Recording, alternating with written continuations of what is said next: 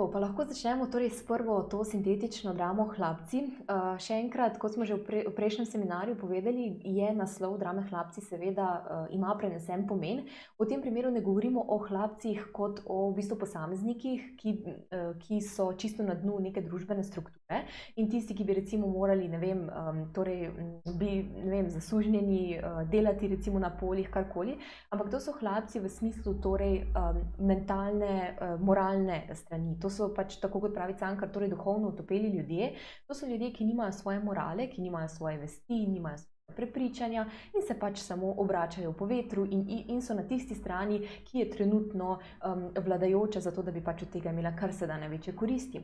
In Cankar tudi pravi, da hlapci zavirajo družbeni napredek. In s tem se v bistvu na nek način tudi moramo strinjati, ker če imate vi v družbi zelo veliko ljudi, ki brezglavo v bistvu sledi samo nekim idejam vodilnih oziroma samo enega človeka, seveda to na nek način lahko zavira družbeni napredek kot tak, ker v bistvu potem samo kot ovce brezglave sledijo samo eni vodji.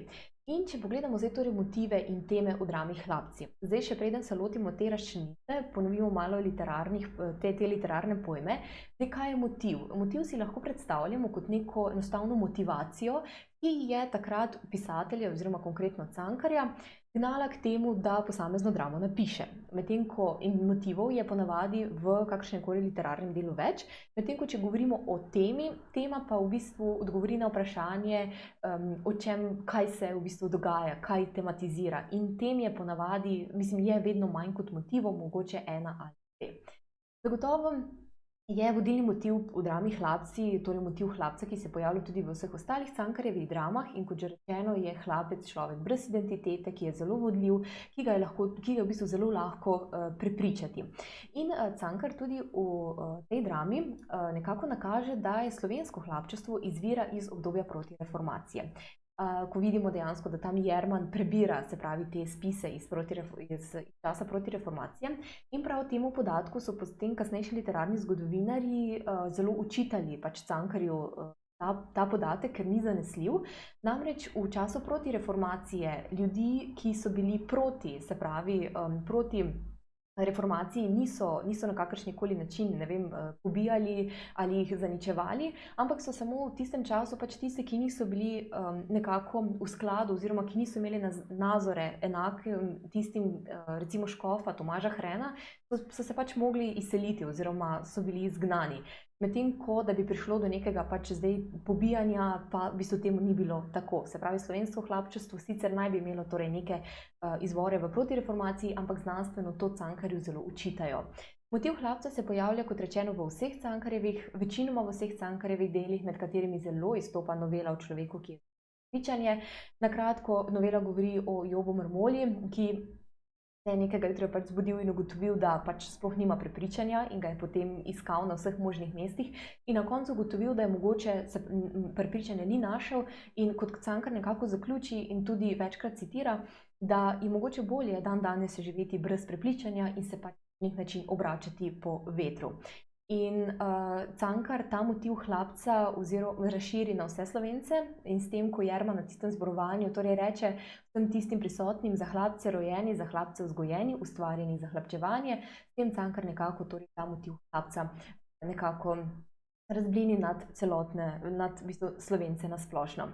Potem je tu motiv ta neestetskih načel slovenskega literarnega izobraženstva. Kot veste, so bila v bistvu Cankarjeva dela zelo, zelo pogosto kritizirana, večkrat tudi požgana, med njimi tudi erotika, v kateri je zapisal tudi svoj literarni program.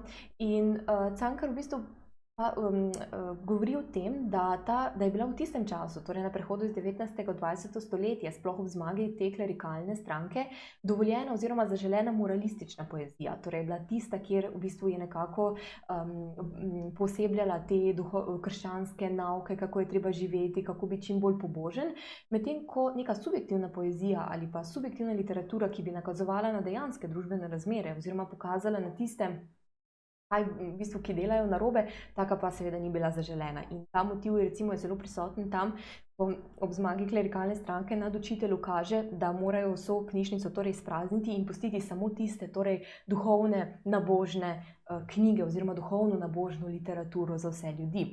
In slovensko meščanstvo pravi Cankar, da potrebuje nekega povprečnega umetnika, ki bi pač pisal v trenutnih razmerah tako, kot ugaja tistim voditeljem in ne tako, kot čuti sam, da bi opozarjal na neke realne družbene probleme. To pač ni bilo zaželeno in kot vemo, niti danes ni.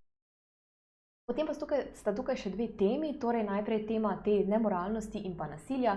Zagotovo lahko na nek način govorimo o psihološkem nasilju. Recimo imamo tega učitelja Komarja, ki javno zaničuje Jermana, potem recimo kako je zahrbten do hvastje. Potem je zagotovo na nek način tudi moralno nasilje, v smislu, ko dejansko Cankar in Jerman s svojim stavkom v bistvu vse Slovence označi za hlapce, torej jih na nek način poniža in tudi nekaj fizičnega nasilja v smislu, da odstranimo vse tiste, ki niso zaželjeni v družbi.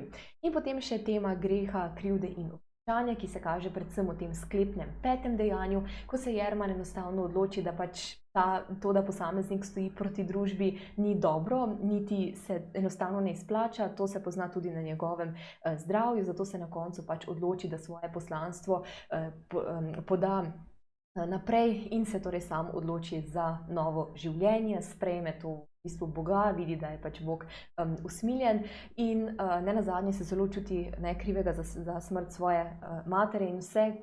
Zanima ga predvsem to in potem vpraša duhovnika, če bi lahko, v bistvu, če bi se nazaj držal ali bi lahko podaljšal življenje svoje materi in v bistvu duhovnik na nek način odgovori, da ja. In zato se potem odloči torej za novo življenje, kjer ga čakajo veliko bolj pozitivne stvari, med drugim najde se pravi tudi tisto pravo ljubezen.